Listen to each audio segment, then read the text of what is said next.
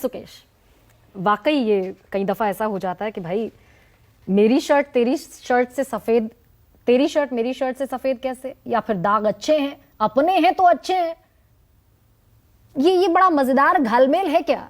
परिवारवाद, भ्रष्टाचार, 70,000 करोड़ के घोटाले के लोग पहुंच जाते हैं महाराष्ट्र में, वित्त मंत्री बन जाते हैं अजीत पवार, छगन भुजबल चले जाते हैं, हसन मुशरिक चले जाते हैं। इधर परिवारवाद का पूरा सब कुछ तामझाम समेट के एलजेपी आरबी पहुंच जाते हैं। कैसा है ये सब कुछ? देखिए, पॉलिटिक्स में ना विजन बड़ा ब्लर्ड होता है और आउटरीच भी बहुत सेलेक्टिव होता है। ये पॉलिटिक्स ऑफ कन्वीनियंस है और ये सबको मालूम है। आपने जिक्र किया कि 3 दिन पहले प्रधानमंत्री जिसको भ्रष्टाचारी कह रहे थे, 3 दिन के बाद वो व्यक्ति वहीं के डिप्टी सीएम हैं और जिस विभाग का घोटाला था उसी विभाग के मंत्री हैं। उनके लोग, तमाम मलाईदार मंत्रालय जिसको कहते हैं, वो सब एनसीपी के पास हैं। तो ये आउटरीच सेलेक्टिव है। चले जाइए नीतीश कुमार पे, क्या क्या कहा था उन्होंने लालू यादव के लिए। आज सोशल जस्टिस के लिए साथ है, आज बहुत जम के पैरवी करेंगे नीरज जी उनकी।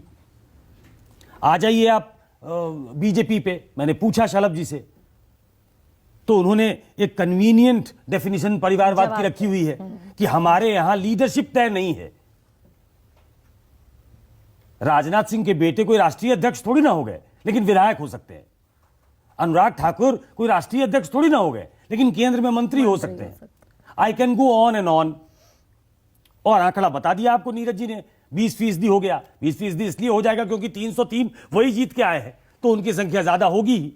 तो पॉलिटिक्स में ये सिलेक्शन जो है वो अपने कन्वीनियंस के हिसाब से किया जाता है। इसमें कोई ये नहीं है। प्रधानमंत्री का आज का जो भाषण था उसमें परिवारवाद भी था। कुछ दिन पहले जो आपने बड़ा सा एक पोस्टर देखा होगा जिसमें तुष्टीकरण क्विट इंडिया, भ्रष्टाचार क्विट इंडिया, वो इंडिया पे हमला था। इंडिया मतलब इंडिया गठबंधन। ये इंडिया बनने के बाद किस तरीके से उसको घमंडिया कहा जाए, उसको इंडिया से भटकाया जाए। मतलब इंडिया बनने के बाद एक सेंस ऑफ पैनिक है कि इसका काउंटर कैसे किया जाए। और जो कोशिश हो रही है कि 1:1 फाइट हो, जिसकी कोशिश में नीतीश कुमार पहले दिन से लगे हैं, ये किसी को भी परेशान करेगा। तो पॉलिटिकल काट उसकी क्या हो सकती है। प्रधानमंत्री का आज का भाषण जो था वो 2014 का एक रोड मैप बताता है, 2024 का। वो एक राजनीतिक भाषण लग रहा था कि 24 में, और इस कॉन्फिडेंस के साथ लग रहा था कि 2024 में आने वाले। उन्होंने कहा कि 2024 में यहीं से बता दूंगा। तो ये कॉन्फिडेंस दिखाना भी जरूरी था कि कोई घबराहट नहीं है, कोई पैनिक नहीं है। उन्होंने बताया 5वीं अर्थव्यवस्था है, कैसे हम तीसरी हो सकते हैं। इन सब के लिए जो आपने सबसे पहला सवाल उठाया था वो बड़ा मौजूद सवाल है, जिसका आरोप बीजेपी पे लगता है कि क्या एक जो पूरी कम्युनिटी है, जो बड़ी कम्युनिटी है, हाँ, उसको छोड़ के विकास हो सकता है क्या। यह आरोप बीजेपी पे लगता है। बीजेपी उसका माकूल जवाब नहीं दे पाती है। और शलभ जो है वो लखनऊ से आते हैं और ये विकास की सबसे बुनियादी शर्त है कि समाज में शांति होगी, सौहार्द होगा। सिर्फ सिंबॉलिक नहीं कि सबका साथ, सबका विकास, सबका प्रयास, वो दिखना चाहिए जमीन पे।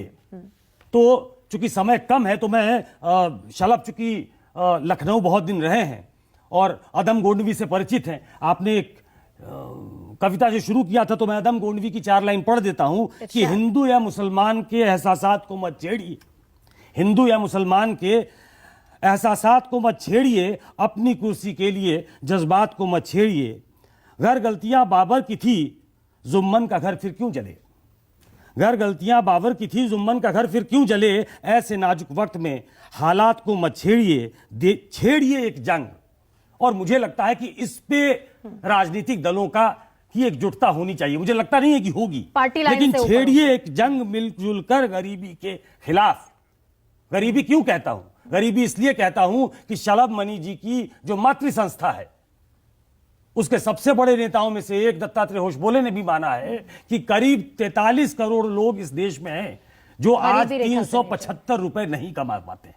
ये बात सही है कि जो नीति आयोग का आंकड़ा है वो कहता है कि 13.5 करोड़ लोग जो है वो गरीबी रेखा से बाहर आ गए। लेकिन आईएमएफ कहता है कि गरीबी, अति गरीबी को करीब करीब भारत ने खत्म कर दिया है। तो कांग्रेस, मैं एक बात जोड़ दूं कि कांग्रेस लेकिन ये कहती है कि हमने अपने काल में 30 करोड़ लोगों को गरीबी से निकाला था। तो गरीब जो है वो सेंटर में है। मैं आखिरी लाइन पढ़ दूं कि छेड़िए एक जंग मिलजुल कर गरीबी के खिलाफ, दोस्त मेरे मजहबी नगमात को मत छेड़िए। तो इसको मुझे लगता है कि पॉलिटिक्स का मूल मंत्र बनाना चाहिए। अगर बन जाए तो बहुत अच्छा है। लेकिन ये नेक्स्ट टू इम्पॉसिबल लगता है इस देश की पॉलिटिक्स में। लेकिन सुकेश, आपने कहा कि कोई पैनिक नहीं है, और क्योंकि 2024 ही अब एकमात्र लक्ष्य है, मछली की आंखें, जिस पर हर सियासी नेता अर्जुन के तौर पर मछली की आंख भेदना चाहता है। छोटा सा रिमार्क शलम मणि जी, आपसे शुरुआत कर रही हूं।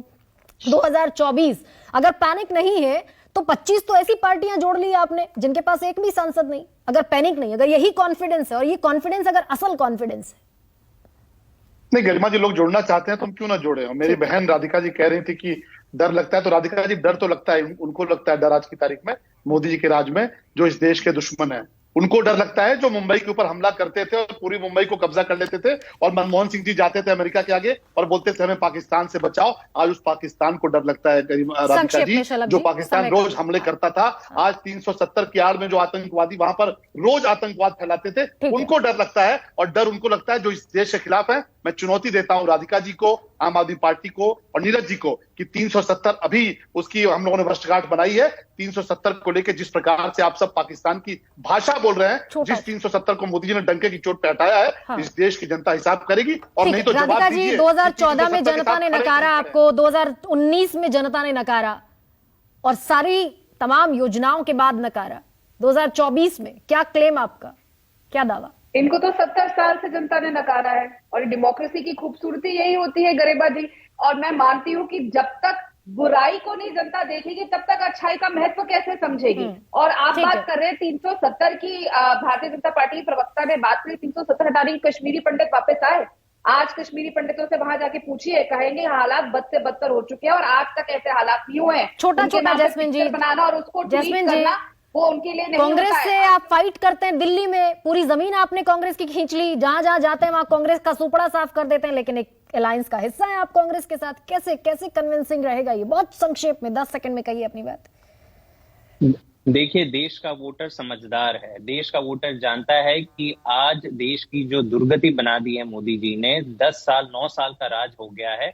एक चीज कहने के लिए नहीं है, हमेशा 10 साल 20 साल 25 साल की बात करते हैं। आज की तारीख में जितनी भी समस्या है, बेरोजगारी है, महंगाई है, जॉब्स नहीं है, सुरक्षा पे इतने सारे सवाल पूछे जा रहे हैं, चाइना का मुद्दा है या कुछ भी मुद्दा हो, आज आपके पास कोई जवाब नहीं है। कोई जवाब नहीं। नीरज जी, और आज क्या आपके पास चलते चलते इस बात का जवाब है क्या कि सब लोग मिलकर एक चेहरा दे पाएंगे क्या 2024 में, जो झंडा फहरा दे? चलते चलते बस संक्षेप में।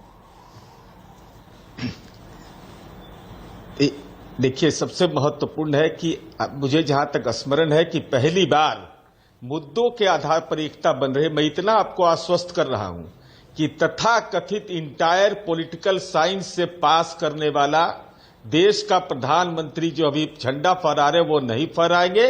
और साथ ही साथ पीएफआई जैसा संगठन, जिसको आदरणीय अमित शाह जी के कार्यकाल में हजरत निजामुद्दीन में जिसका कार्यालय चल रहा था, कर्नाटक में भाजपा शासित प्रदेश में बम विस्फोट के बाद भी ये लोग राजनीतिक हित के चलते प्रतिबंध नहीं लगा रहे थे, तो आतंकी संगठनों से भारतीय जनता पार्टी के राजनीतिक हित की पूर्ति होती है। और आतंकवादी घटना में पटना के गांधी मैदान में मारे गए जो भाजपा के 6 कार्यकर्ता थे, जाकर आप अपने रिपोर्टर को भेजिए उनके घर पर। आदरणीय नरेंद्र मोदी जी ने कहा था कि हम तुमको नौकरी देंगे, परवरिश करेंगे।